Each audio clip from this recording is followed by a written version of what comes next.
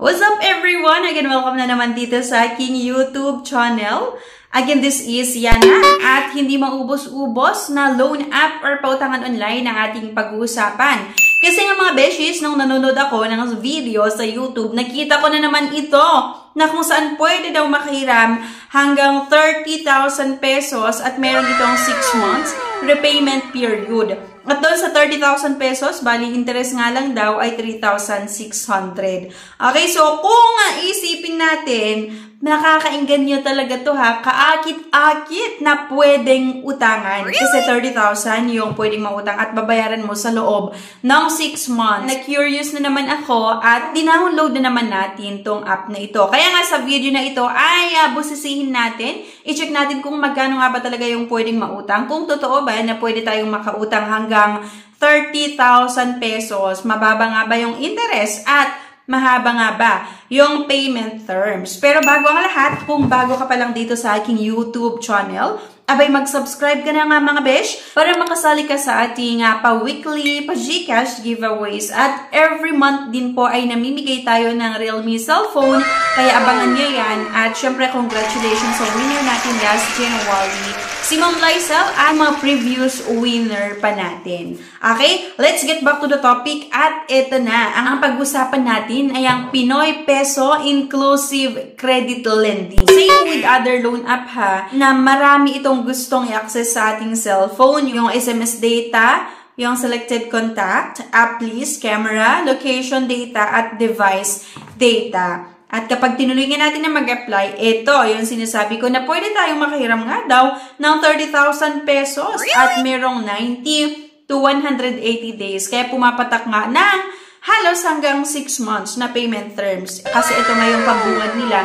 Pero totoo kaya, sana mapanood nyo yung buong video. Same with other loan app ulit na kailangan natin maglagay ng ating mobile number at meron na naman itong isasend sa ating number na one-time password na kailangan yung ma-input dyan at mag-create nga tayo ng ating password. At agad-agad mga beshies, facial recognition na. Your data will only be used for credit qualification evaluation, which will not be leaked without your permission. So, product list agad-agad. At meron nga daw itong VIP 13, VIP 6, VIP 31, and so on. I-click lang natin yung apply para makautang dito. At agad-agad mga beshi ko ha, kailangan kong maglagay ng payment method. So, akalain mo, wala akong sinagutan na personal information. Dito na agad ako sa payment method.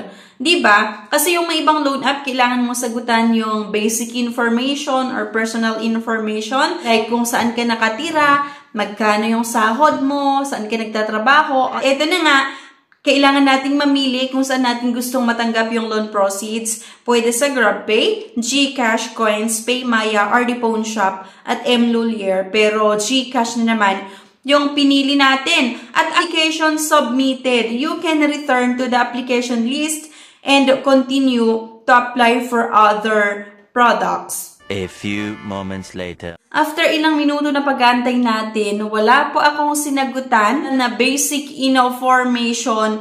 Ay aba, okay daw yung loan application ko. Kaya lang, ang naaprubahan ay 3,500 na taliwas po doon sa sinasabi ng loan app na ito na 30,000 ang pwedeng mautang. Yung 30,000 na nakita natin doon sa odds nila at yung pambungad nila na pwedeng makahiram hanggang 30,000 pesos ay hindi pala totoo yon. Kasi kapag first time nyo nga na umutang ay 3,500 lang yung inapprove nila. Ewan ko kung may mga iba na nag-apply dito na mas malaki yung inaprubahan. Pero sa case ko nga, 3,500 lang. At agad-agad merong management fee na 1,500 pesos. Kaya, doon sa 3,500, bali ang matatanggap lang ay 2,000 pesos. Oh, no! Date of application, February 12, 2024. Borrowing cycle ay 7 days. Okay?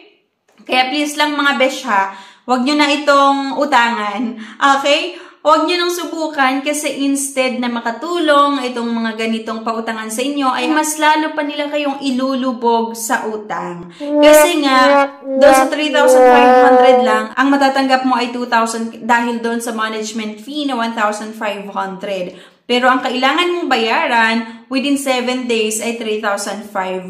Kaya mag-ingat po kayo sa mga ganitong nagpapautang online. At kung ako yung tatanungin nyo, hindi ko nire-recommend yung loan app na ito. At kung meron kayong experience dito nga kay Pinoy Peso, either maganda man yan or hindi, sana po i-comment nyo para malaman din ng mga iba na nag-iisip pa lang or nagbabalak subukan nga na umutang dito. Sana may nakuha na naman kayo na idea sa panibagong loan app na ginawa natin ng ating honest review. And huwag niyong kalimutan na i-share sa mga kakilala niyo para at least magkaroon sila ng idea at hindi na po sila matrap sa ganitong klaseng pautangan online. Okay, so thank you guys for watching. Please don't forget to click the subscribe button. Sana i-like nyo din yung video na ito at huwag niyong kalimutan na i-share. Thank you guys at see you sa ating next video. Bye-bye!